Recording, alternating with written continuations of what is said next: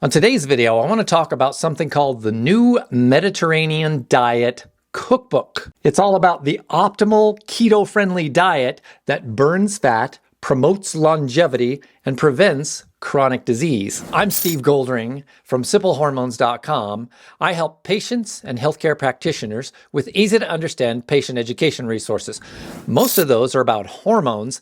Now, this particular video is about hormones, but it's about the impact of your diet on your hormones. And diet can have a huge impact on a whole bunch of different hormone-related issues. Insulin resistance is a major problem in this country. It is one of the reasons why we get sick, according to Dr. Benjamin Bickman. Insulin resistance is at the core of diabetes. That's what Dr. Jason Fung talks about in his book, The Diabetes Code.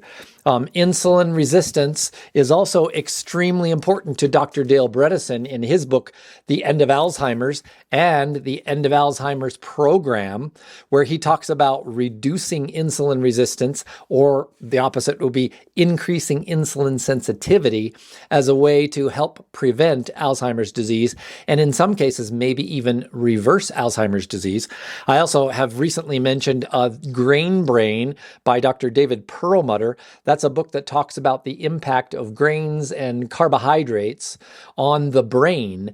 Well, there are really three major advantages to the Mediterranean diet as well as the keto diet. Both of those diets have quite a bit of scientific research behind them that shows that they can help us burn fat, they can increase our longevity, help us live longer, and they can also help reduce chronic disease, especially metabolic disease like insulin resistance. The Mediterranean diet is really based on 7 what are called superfoods.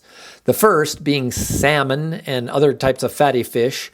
That would include sardines and anchovies and mackerel. Then there's EVOO, or extra virgin olive oil, as well as olives. There's avocados and avocado oil, both of which are major staples in this diet. Avocado oil is used quite frequently for cooking in this diet because it has a high what's called smoke point.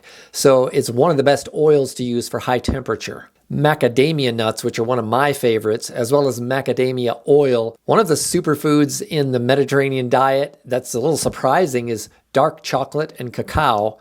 The 6th superfood is sesame, and that can be in the form of sesame seeds or in tahini, which is also known as sesame butter. And then the last of the superfoods is coconut, which is in the form of coconut oil or coconut butter. As you can see from the sticky notes on the book, we've used a lot of those recipes. One of the ones that we really like is called the golden egg skillet. It, of course, has eggs, but it also has chard, and it has some green onions, some mustard, some turmeric, some manchego cheese. One of our most favorite dishes, though, is the superfood salmon salad. We've had several guests over and served it to them. We've also brought it to a few different dinner parties, make an extra large batch, and it just is amazing. It's got salmon, avocado, snap peas, olives, capers, a bunch of other things, delicious dressing, really a big hit. The Power Bowls are pretty good. Those use something called harissa spice. Lamb is the main protein in this dish, which is one of my favorites. I love this one. It's wild mushroom chicken risotto. It is served over cauliflower rice. It has some spinach in it. It has, of course, breast of chicken, along with some wild mushrooms and porcini mushrooms, some pecorino cheese. It kind of has a zesty, kind of zingy flavor. This is a really filling and hearty dish. So here's another lamb dish. It's called Moroccan lamb tagine. My wife and I used to spend time at a Moroccan restaurant in Oregon, and we have fond memories of it, and this kind of reminds us of that experience. This one has cauliflower and lamb and olives and some delicious Moroccan spices. One of the things to be aware of with this Mediterranean diet cookbook is that some of the ingredients might be a little exotic, maybe a little hard to find, and frankly expensive. So some of the recipes call for things like salmon roe, which is kind of like caviar, which my wife did not like at all. They also might call for a lot of macadamia nuts and macadamia oil, which could be A, difficult to find, and B, very expensive, or both. If you don't like olives and you don't like fish, you're probably not going to be a big fan of this diet because a large number of the recipes do have olives and fish in them. The other thing to be aware of with this cookbook is that some of the recipes are a little bit time intensive.